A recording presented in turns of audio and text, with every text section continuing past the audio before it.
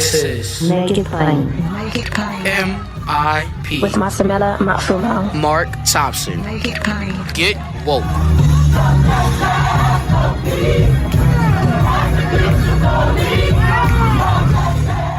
We welcome back today on this last Friday of African American History Month. Tony Browder, IKG-info.com, ASA Restoration Project.com, 43 years researching ancient Kemetic Egyptian history. And he has taught us so much this month, and there's much more to learn. And we hope you all will desire to learn more. Also, his book, Nile Valley Contributions to Civilization, From the Browder File, Egypt on the Potomac, just to name a few. Welcome back, Brother Tony. Hotep. My pleasure. Hotep, my brother. We talked a bit about Christianity and its similarities to the Jesus story, to the Heru story on yesterday. And again, we're not trying to, convert anybody, change their religion, or, this is just knowledge that people should be aware of. And for those of us who are Black, who are African people, it again, we talked yesterday about the Black Madonna. We see and hear these things, and we just say they're there, and there's no real understanding of how that story got to be where it was and why that happened. Also, many of us as African people embrace now a Black Christ. So, if you can embrace a Black Christ, it's not far-fetched to talk about the story of Heru and those origins. In fact, if anything, as far as I'm concerned, that strengthens the case for an understanding and a Black knowledge of Christ, or knowledge of a Black Christ. And as I've said, since we've talked, Tony, if we know that Egypt was Black, Mary, Joseph, and Jesus, if they were white, could not have hid it in a Black place. They would have stuck out like a sore thumb. So these are all things that are worth looking at. I want to explore one other aspect of this, and we touched on this before, but we didn't get into this aspect of it. You talked about Sigmund Freud, and you talked about Moses, and what Moses studied in Egypt. Now, the Bible says that Moses was in Egypt. The Israelites were in Egypt. Just like we were enslaved in America, there's certain things that we've taken from our Eurocentric experience in enslavement. I mean, things that we have taken as a people, that things were taken from us, but there are other things that we've assimilated into. I think that we can find that to be the case when it comes to Kemet. You mentioned the scale and the judgment. We talked about the Book of the Dead really needing to be called, or should be called, the Book of Coming Forth. You mentioned the negative confessions, of which there are 42. I won't read them all. I have not done iniquity. I have not robbed with violence. I have not stolen. I haven't done no murder. I have done no harm. These were things that were said upon death, on the way to resurrection, the weighing of the soul, the weighing of the heart. 42 now is, how do I put this diplomatically? There are 10 commandments, 42 confessions, and while the 10 commandments do not contain, obviously, all the 42 confessions, the 42 confessions contain all 10 of the 10 commandments. So help us, y'all just bear with us. Don't give up on me now. Just pay attention, because this is important.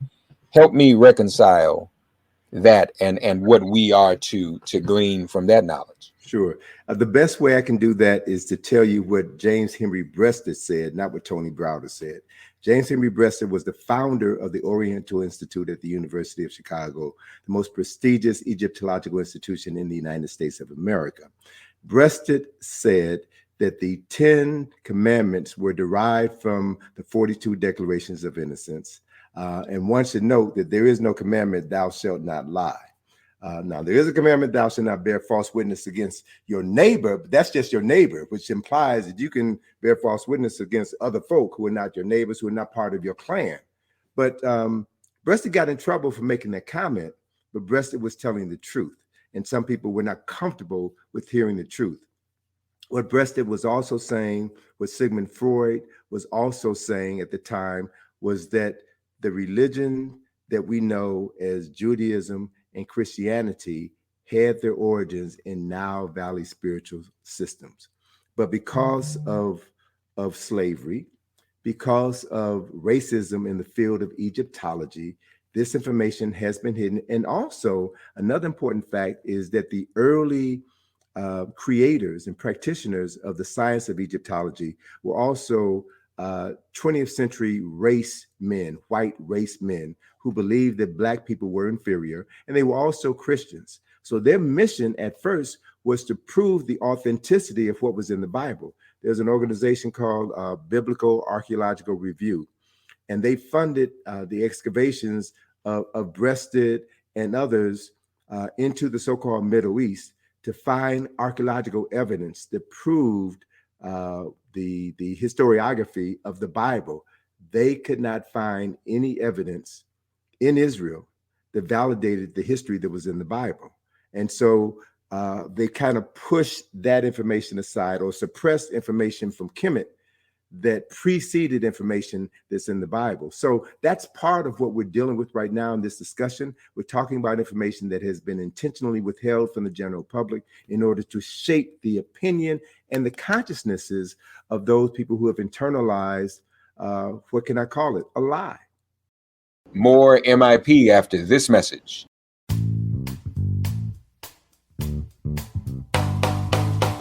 Geico asks, how would you love a chance to save money on your insurance? Of course you would. After all, who wouldn't love a great deal, right? And when it comes to great rates on insurance for all of the things in your life, Geico can help. Like with insurance for your car, truck, motorcycle, boat, and RV. Even help with homeowners, condo, or renters coverage. You could save even more with a special discount when you bundle your coverages. Plus, add the easy-to-use Geico mobile app, available 24-hour roadside assistance, and more. And choosing to switch to Geico becomes an easy choice. Switch today and see all the ways you could save with great rates and discounts. It's easy. Simply go to geico.com to get a rate quote or contact your local agent and get started seeing how much you could save.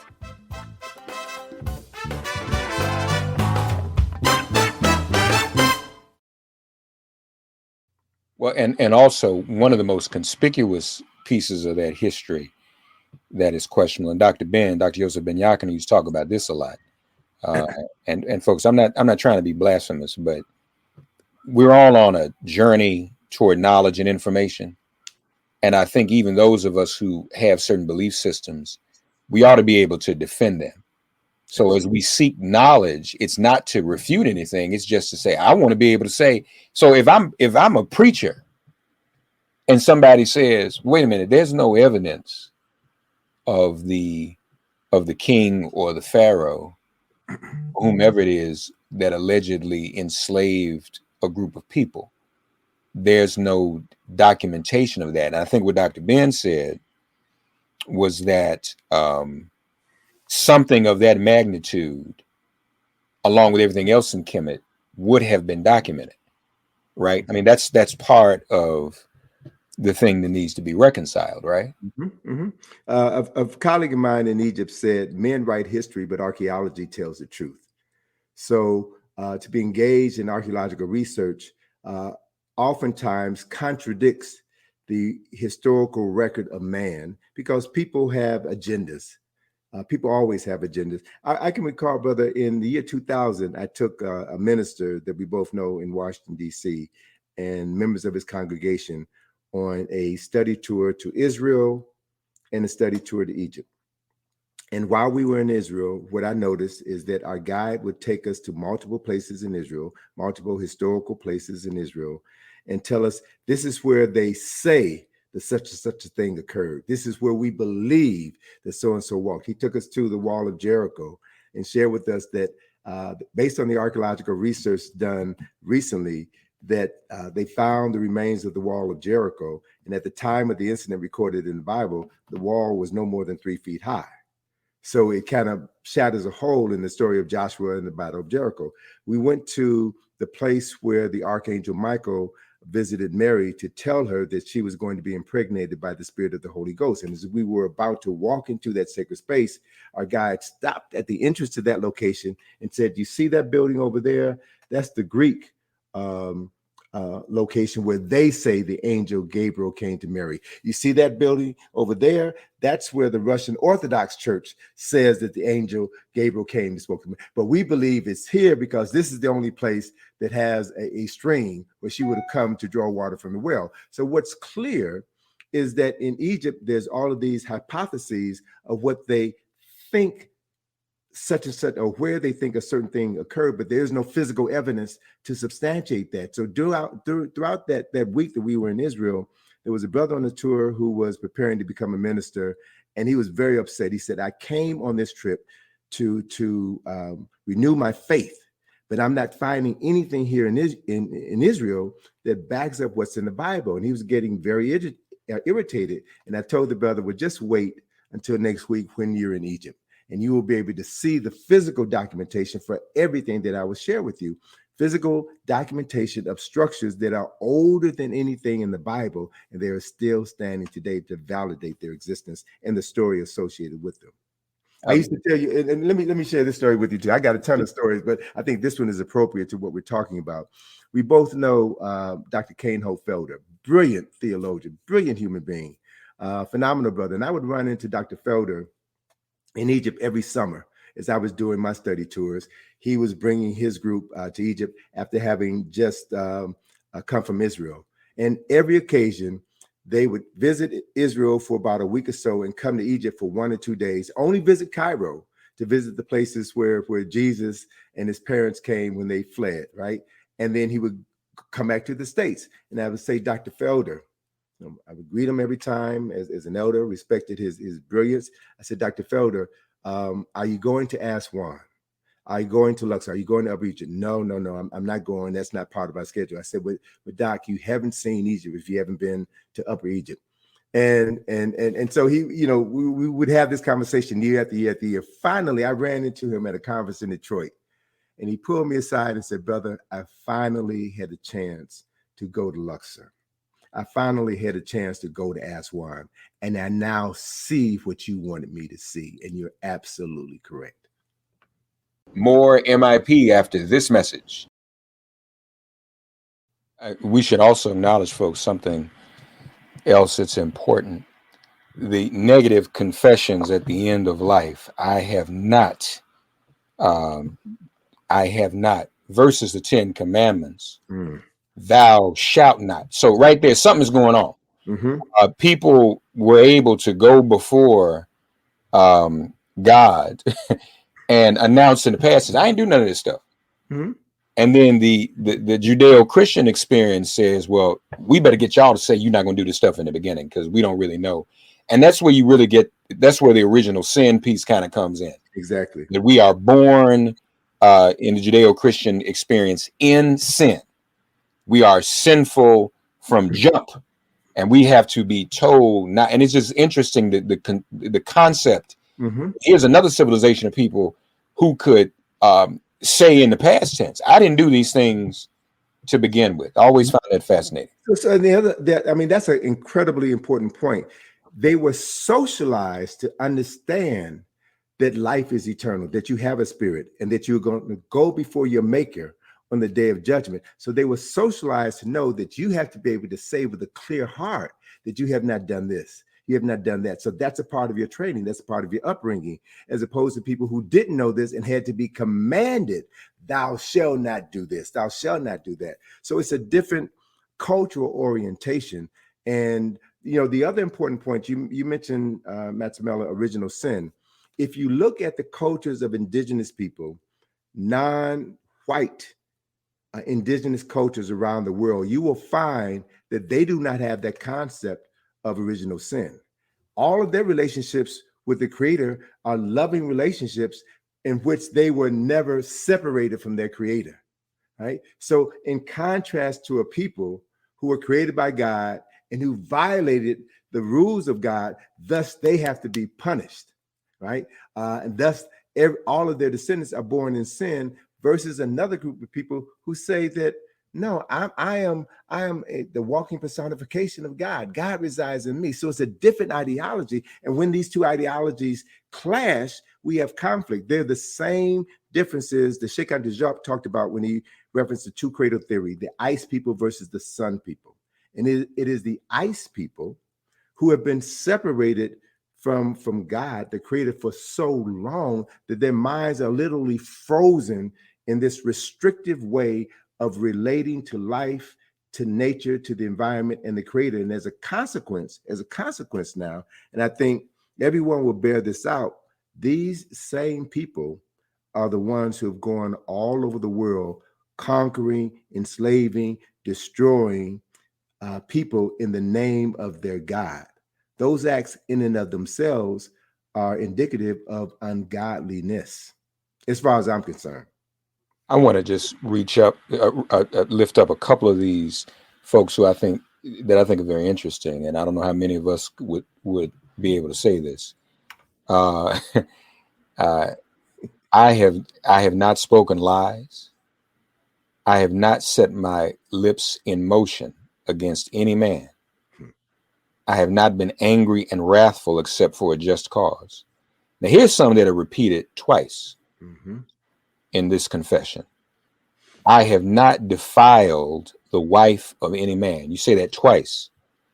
You say twice, I have not transgressed. You say twice, I have not been an eavesdropper. All right, these are just some other ones that I think are interesting.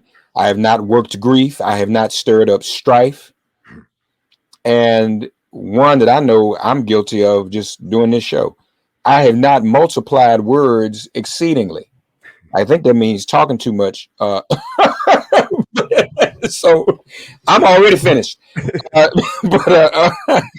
see, the other part of that is that it's impossible for any person to be truthful to these 42 declarations of innocence, but they served as a guide, as a roadmap. This is what you are to strive to achieve in your life, right? And so that has helped Kemet become the most stable nation in the history of humankind, 3,000 years. So there had to be some substance to this philosophy, to this ideology that allowed them to become the hallmark of culture and civilization. That's why everybody wants a piece of Egypt, right? Powerful. The 42 declarations of innocence, or admonitions of Ma'at. Remember, Ma'at: truth, justice, righteousness, harmony, balance, reciprocity, order. Number 26, I have not stopped my ears against the words of Ma'at, right and truth. Folks, these confessions are contained, or these declarations of innocence or admonitions are contained within Tony's book, Nile Valley Contributions to Civilization. You should get this. Folks, we want everybody to have a good weekend. Monday will be our final show for African American History Month, and we're going to give you a bibliography that you can leave and study with your family, with your faith institutions, wherever you are, to have these gatherings and have these types of conversations ongoing. So you want to definitely tune in Monday for the final broadcast with Tony Browder. IKG-info.com, ASA Restoration Project.com, book available there. Nile Valley Contributions to Civilization. We wish everyone a wonderful weekend. Thanks again, Brother Tony. My pleasure, brother. Thank you for the opportunity. Hotel. Thanks for getting woke and listening to Make It Plain. Please remember to listen, like, and wherever you get your podcasts, please give the show a 5-star rating. And please do spread the word. Let's all continue to pray for each other during this pandemic and this police-demic. If all hearts and minds are clear, it has been made plain.